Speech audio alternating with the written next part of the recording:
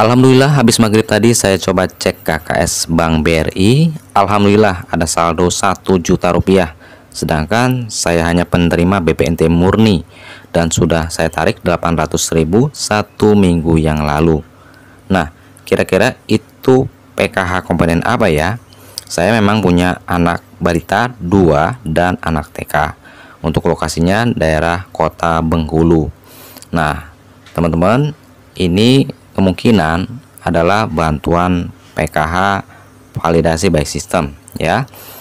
Nah, di sini teman-teman juga mungkin ada yang mempunyai komponen seperti ini. Mungkin anak balita, kemudian anak SD ataupun anak SMP ataupun yang lainnya, mungkin lansia ataupun disabilitas ya. Nah, namun teman-teman bagaimana caranya supaya itu mendapatkannya ya, untuk mendapatkan ataupun bisa terdaftar di PKH. Nah, jadi teman-teman sekarang BPNT itu bisa dapat PKH, yaitu BPNT murni, untuk saat ini bisa ditetapkan sebagai penerima bantuan PKH juga. Nah, namun ada caranya teman-teman ya. Nah, nanti saya akan jelaskan kepada teman-teman cara untuk supaya kita bisa terdaftar sebagai penerima bantuan PKH ya dari BPNT murni. Jadi nanti akan dapat 2 bantuan PKH plus BPNT. Nah, seperti itu teman-teman ya.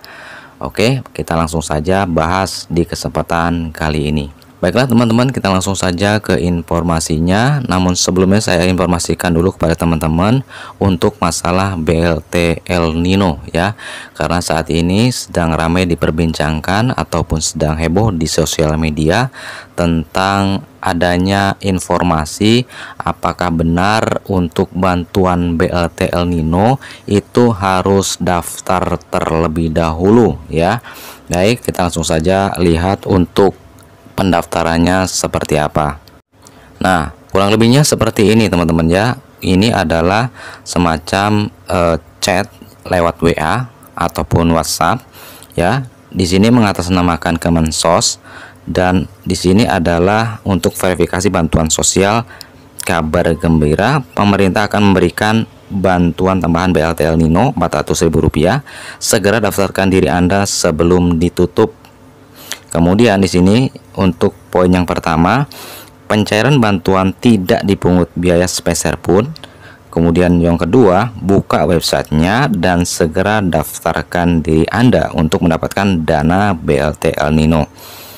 Poin yang ketiga, batas pendaftaran sampai 30 Desember 2023. Klik pada link di bawah untuk mendaftar. Setelah mendaftar pada link di atas, bantuan BLT El Nino akan disubsidikan setelah 1 kali 24 jam. Nah, apakah benar ini adalah informasi dari Kemensos? Nah, ini adalah informasi tidak benar teman-teman ya, alias informasi hoax. Jadi untuk BLT El Nino, Kemensos tidak mengirimkan semacam link pendaftaran kepada para peserta KPM untuk mendapatkan BLT El Nino ini ya. Tidak semudah itu teman-teman ya. Nah, di sini ada informasi atau himbauan. Baru-baru ini beredar pesan melalui aplikasi WhatsApp terkait pendaftaran bantuan sosial El Nino. Berhenti menyebarluaskan atau memberikan data apapun melalui nomor tersebut. Mari saring sebelum sharing ya, Sobat Sosial, layanan pusat kendali Kemensos 171. Nah, ini ya, jadi teman-teman sudah jelas bahwa untuk BLT El Nino tidak ada pendaftaran khusus ya. Itu untuk bantuan tersebut sifatnya adalah kondisional teman-teman ya, atau sementara, seperti halnya BLT BBM, BLT minyak goreng ya, ataupun yang saat ini masih berjalan adalah bansos beras ataupun bansos bantuan KRS seperti daging ayam dan telur. Nah, itu ya, itu sifatnya adalah bantuan tambahan, bukan reguler. Dan untuk ini tidak serta-merta harus daftar langsung melalui link yang seperti ini ya. Nah, jadi tolong teman-teman ya, jika mendapatkan pesan via WhatsApp seperti ini, lebih baik teman-teman diabaikan saja dan jangan disebarluaskan teman-teman ya, karena ini adalah link yang tidak benar. Ini adalah link yang dibuat oleh oknum-oknum yang tidak bertanggung jawab untuk hal-hal kepentingan pribadi ya. Jadi jangan diisi, apalagi memberikan informasi data pribadi kepada mereka ya, untuk keamanan data pribadi kita ya, supaya tidak disebarluaskan dan disalahgunakan sama mereka ya. Nah, seperti itu teman-temannya. Ini untuk BLT El Nino sampai saat ini belum ada informasi, jadi sabar ditunggu untuk informasi selanjutnya. Nah, baiklah teman-teman, kita langsung saja ke inti pembahasan ya. Nah, tadi sudah saya bacakan satu postingan dari teman-teman kita yang sudah mendapatkan bantuan 1 juta, padahal sudah menarik 800.000 ya. Dan kemudian ada lagi, yaitu postingan selanjutnya. Pagi Pak, saya punya anak 2. Yang pertama usia 3 tahun 4 bulan, yang kedua 1 tahun 4 bulan. Terus sekarang saya juga lagi hamil usia 5 bulan.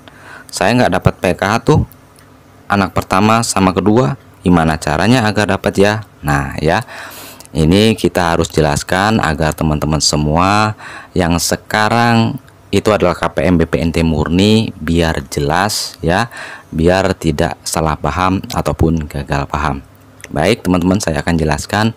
Untuk mendapatkan bantuan PKH validasi by system atau ditetapkannya sebagai penerima bantuan PKH oleh Kementerian Sosial ya, itu ada beberapa syarat yang teman-teman harus ketahui.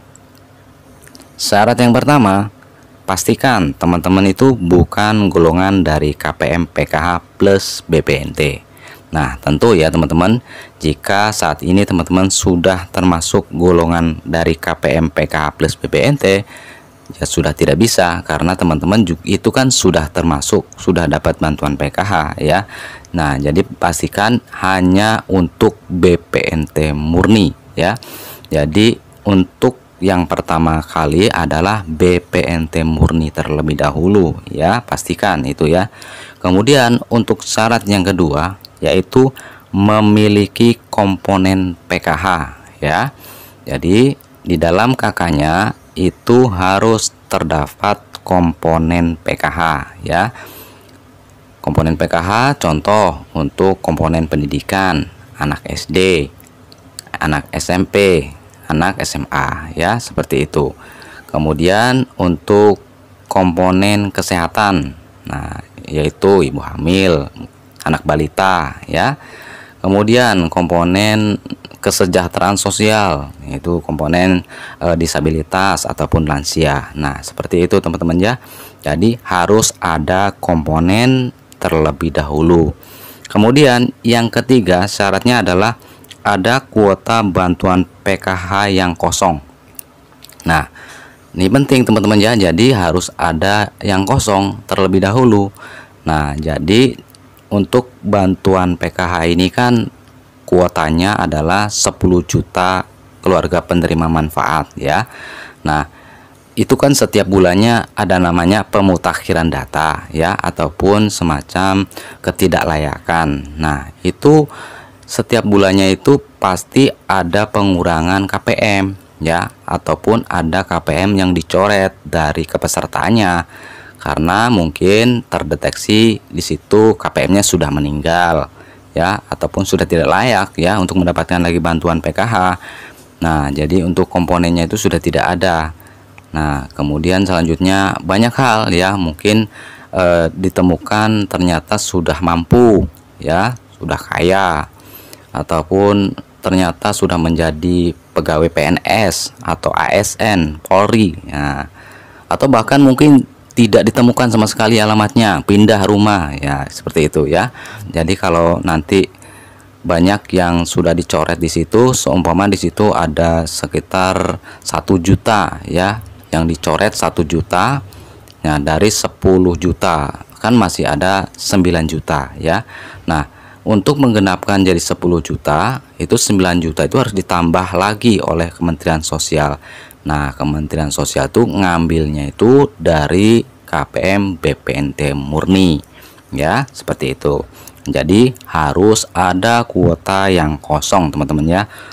Nah, yang selanjutnya syarat yang nomor 4 adalah yaitu masuk ke dalam desil 1 sampai 4 di dalam DTKS dan sudah di ranking oleh pihak Pusdatin, di mana urutan ranking yang teratas diisi oleh desil 1 dan seterusnya.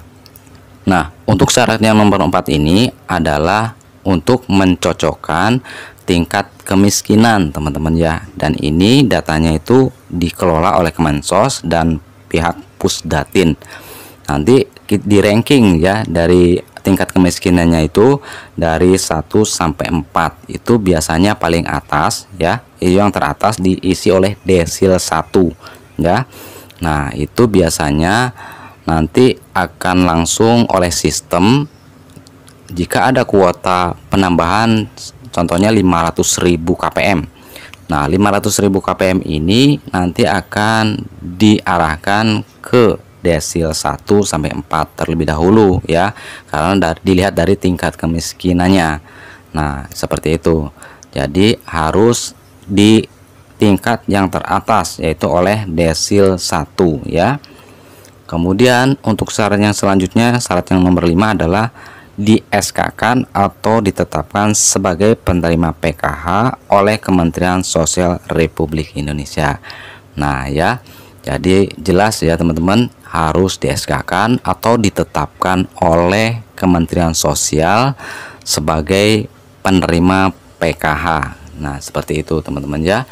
Jadi bagi teman-teman yang sekarang menjadi KPM BPNT murni, jika ada syarat-syarat yang sudah saya sebutkan tadi, itu silakan teman-teman dicek. Mudah-mudahan teman-teman bisa mendapatkan PKH sistem ya, secara otomatis ini teman-teman ya. Jadi ini diacak, jadi tidak semuanya, ini sebagian kecil saja ya. Jadi tidak semuanya itu masuk menjadi PKH, karena ini hanya yang beruntung saja. Nah, jadi bagi teman-teman yang sudah merasa syarat-syarat yang sudah saya sebutkan tadi ada, bisa dicek. Mudah-mudahan di bulan November ini teman-teman mendapatkan bantuan PKH ataupun ditetapkan sebagai penerima PKH. Jadi nanti teman-teman menjadi KPM PKH plus BPNT ya. Nah, itu adalah rezeki teman-teman ya. Mudah-mudahan saya doakan teman-teman BPNT murni itu yang ada komponennya bisa mendapatkan bantuan PKH juga ya. Nah, itulah beberapa informasi yang bisa saya sampaikan kesempatan kali ini. Semoga bermanfaat. Terima kasih banyak dan mohon maaf terlalu panjang lebar. Jika teman-teman masih ada yang kurang jelas bisa ditanyakan di kolom komentar. Demikian, wassalamualaikum warahmatullahi wabarakatuh.